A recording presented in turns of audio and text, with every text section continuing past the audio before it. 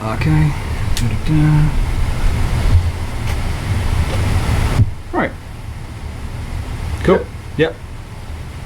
Should I lean in? That would help. Yeah? Yeah. All the way?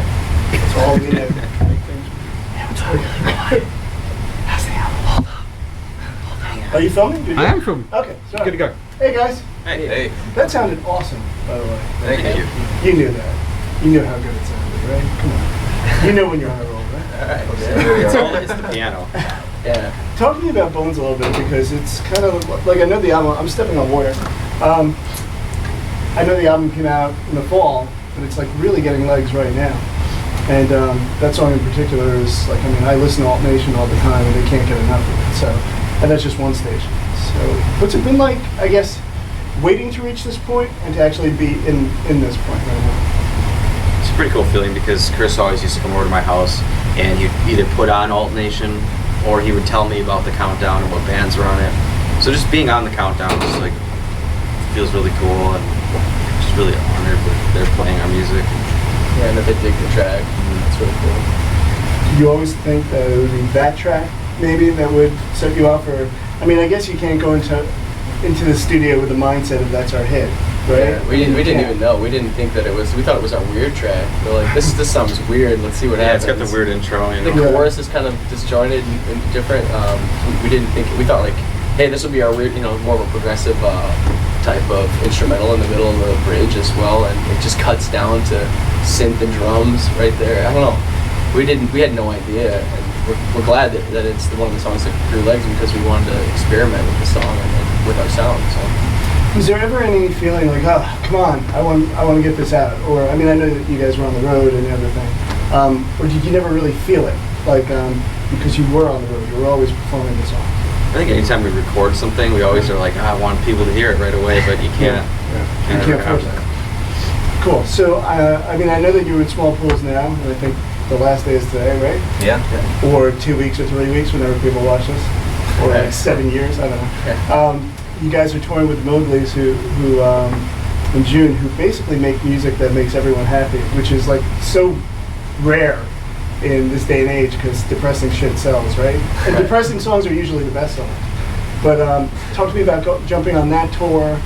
And I mean, the summer is usually a cluster anyway. But it sounds to me like you guys are riding with the Mowgli's for that. Yeah, we're gonna be on tour with the Mowgli's. I was just jamming the record. Kids in Love just came out. That's really good. And we haven't met them yet. We've heard amazing things from everybody around, like through the grapevine. So we're excited, and we feel like it's going to be a lot like this tour, where we're really like the headlining band, and it just makes the tour go so smooth. So we're looking forward to that run.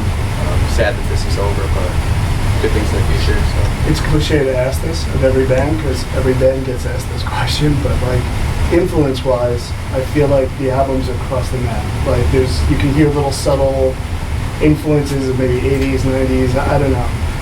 Was there any, the hell with genres, let me just go with a decade. Was there any decade that was heavy influence for you guys? yeah, that's tough. I think we pull some synths from the 80s a little bit, but we also try and create our own synths. Yeah, everything we have is pretty much custom, especially now with the stuff we're ready. But I think it's a lot of the newer stuff that we've pulled from, just like influence-wise.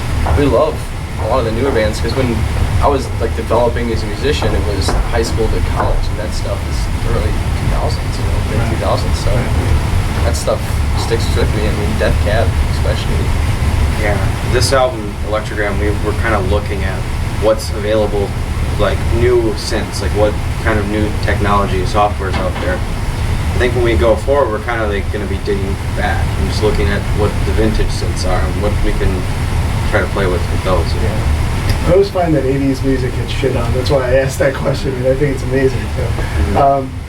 So guys, I know you're from Milwaukee, so I just want to ask you how you're dealing with the Brewers season so far. I mean, the one constant at least is Bernie. I mean, Bernie's still there and he's doing well, but how you feeling? It's still early. It's still early. Bernie's getting sad because he's not taking that ride down the slide and not enough home runs. And Bernie's about to leave the team, I feel like. Come on, you're going to trade him for prospects? Come on. We'll see. Maybe they'll just put the hot dogs up there. I don't know.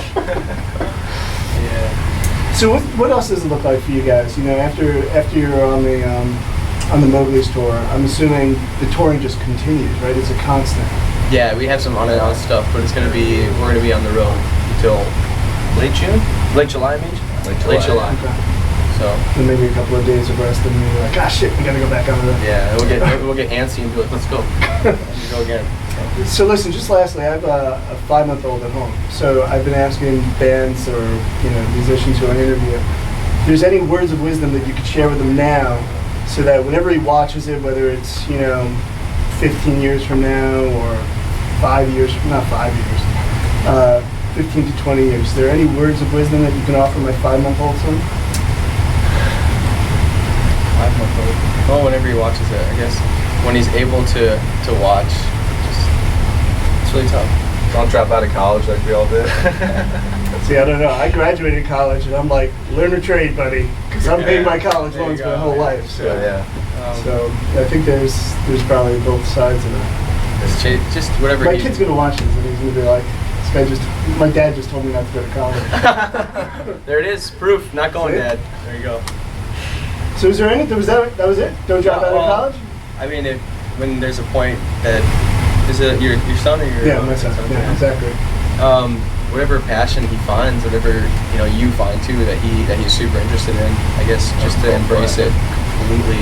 Because I spent most of my life with two things I loved and just split right down the middle, and I never picked one until I finally picked music. That I couldn't have been more depressed having to choose between two things I loved. So I'd say put everything into one passion, and that secondary thing, if you feel bad about giving up on it, I mean, just if you put all the angst into that other passion, it can go somewhere. And that's what happened with music, is it finally went somewhere, because I gave up on the other thing and said, I lived that life, it's time to go, let's do music, and I'm way happier for it. What was the other thing? It was running. Oh, okay. I was a big runner in college. But now I'm less tired all the time, and I do music, so it's better. You're on the road all the time, and you're less tired? Well, less tired than running, right? Than running all the time. So. All right, thanks, guys. That's It's a pleasure. Thank you.